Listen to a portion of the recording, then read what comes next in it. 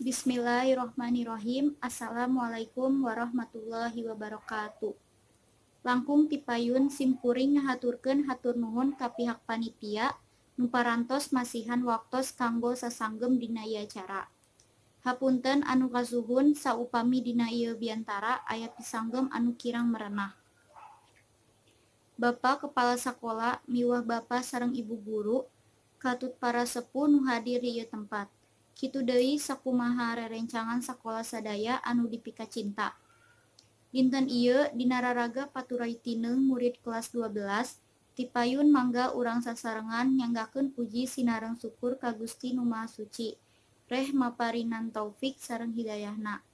Dugi kadanget ieu urang sadaya aya dina sehat walafiat. Pamugi ku kasumpingan urang sadaya kenging ridho ti Allah Subhanahu wa taala. Selawat sinareng keselamatan mugi dileleurkeun ka junjungan urang sadaya Nabi Muhammad SAW. Ku jasa mantena anu parantos maparin patwa ka urang sadaya dugi ka terang mana anu heug sareng mana anu batil.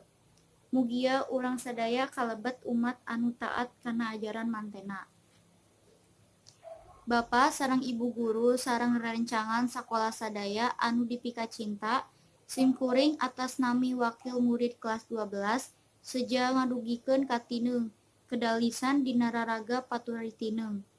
Bapak sinareng Ibu Guru anu dipika cinta cunduk waktu ninggal mangsa teu karaos simkuring saparakanca diatik dididik sagalaning elmu pangaweruh anu teu kinten seueurna jasa miwah Ibu Guru Bapak Guru sadaya.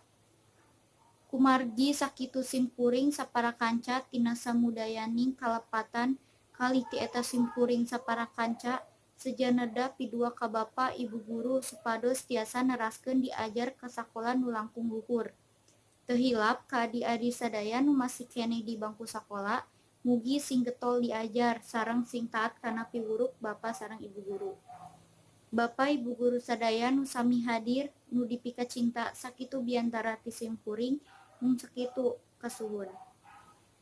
Wabillahi taufiq wal hidayah. Wassalamualaikum warahmatullahi wabarakatuh.